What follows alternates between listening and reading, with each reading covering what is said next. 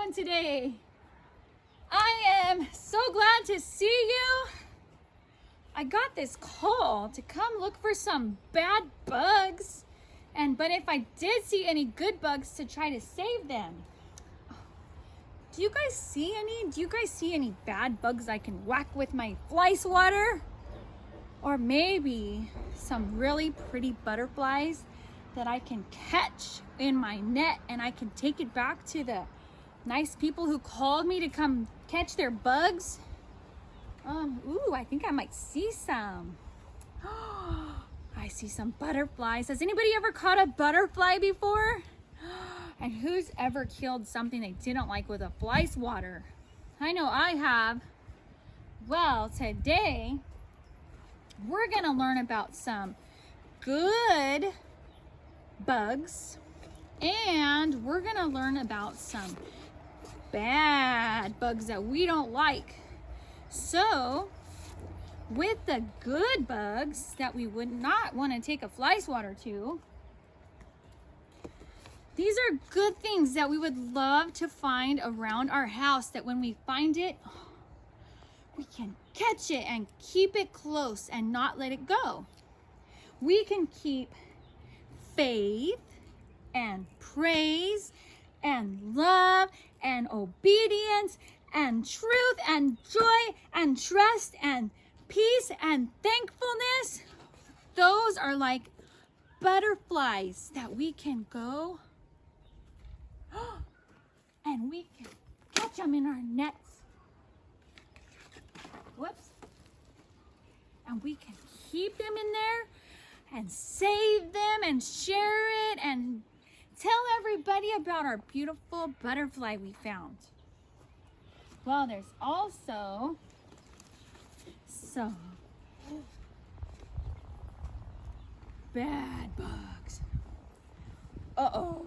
And when we find these, they gotta go. There's lying and disobedience and unthankfulness and complaining and arguing. You guys don't do any of that, right? No, sometimes maybe your parents get something out like a fly swatter and say, that's gotta go. But hopefully, we don't find any of that in our house. But if we do, we gotta get those bugs away. And there's gossip and hatred. There's things that we just, when you find them, you gotta take care of them. And I know there's some bugs that if you found in your house, you might just want to hit them with that fly swatter. Well, guess what? I have friends with me today, and they're going to help us do a really fun story about some bugs that tried to come in and live with the good. So we'll be right back in just a minute. Welcome back, everybody. We are out here now in the middle of Canaan. This is the promised land. So we're going to have a story about what God's people had to destroy. So we're going to use the fly swatter here in this story to show things that God's people had to destroy. They couldn't save anything. They couldn't save one little piece of that city, like with their butterfly catchers. They couldn't save anything, but they had to destroy every part of that city and tear it down and crash and burn it. So we are out in the middle of a march to Jericho. Joshua had all of God's people march out to take over and destroy the city of Jericho, but there were some great, big, giant, looming walls that were so high, and the people in Jericho kind of maybe felt they were pretty safe. How can these mere people get inside of our strong walls? We're safe over here. But God had a plan, and God's man named Joshua led God's people on a march. So the first people that came were the armed men. They were the brave soldiers, and they put them right in the beginning. They had the front line, the brave soldiers. So we have our brave soldier with us today. He's gonna go start making this march right around the walls. And there were, go ahead and go, priests that bear the Ark of the Covenant. And they got in line too. And then there were priests with trumpets, and there was all the people of God that came in line behind them. And the first time that they marched around the city, Joshua told the priests with the trumpets, blow the trumpets. But all the people, you have to be so quiet. Nobody can say a word. If a little child stepped on a rock, he couldn't say ouch. He had to and keep right on walking no matter what happened. If somebody elbowed them and they got oh,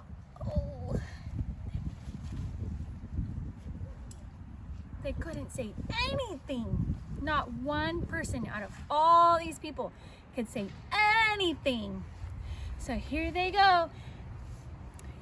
Those of you that have hard hats, you might want to wear them. There might be some really strong things falling down here pretty soon.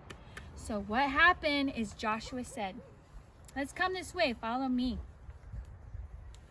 Joshua said, okay, it's time to blow the trumpets. Trumpeters, blow the trumpet. And there they go, they blow the trumpet. And they said, okay, make your march around the city. March, march, marching around the city without one word.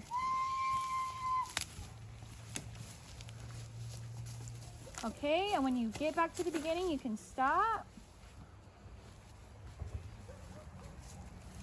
And they did it just like that for 6 days. Not one person could talk. Well, on the 7th day, guess how many times they had to march? They had to march 1, 2, 3, 4, 5, 6, 7 times. Oh my goodness, 7 times.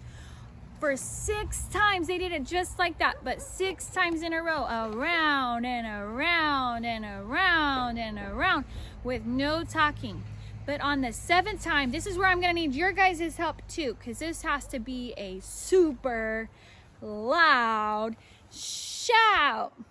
So on the 7th time, Joshua said, okay, we're gonna march one more time, but we're gonna shout with a great shout. For God has given us the city. And they knew that God was going to give them the victory. And they were so excited. So this time, guys, we're going to shout with a great big shout. Okay, our marchers ready. Okay, they're ready. They're saying yes. So on your mark, get set, go. Blow the trumpets. Woo! We're going to shout with a great shout. And the people of God started marching around the city. Let me hear you roar. Woo! Woo! And guess what happened? There was a shaking and there was a rattling. And oh my goodness. All the walls of the city fell down flat. And guess what? The armed men had to go in there and they started destroying all the people. They were destroying everything within the city and they, destroyed everything. And guess what happened? You guys seen that, huh? They had to burn. You guys know what this is? This is fire. It was so hot. They had to take fire and burn the whole city down with fire. There was only one house saved. It was the house of a lady named Rahab who had actually helped God's people, but that's another whole story in itself. The rest of the city, except for one household, was burnt down flat. It was flat, just down to the ground, ashes left. They had destroyed everything in that city that God wanted them to destroy. But guess what? Not all of the bad bugs were destroyed yet. There were some bad bugs that tried to creep into God's people. And we're going to hear about that in just a minute. We'll be right back to show you who they were. Hey,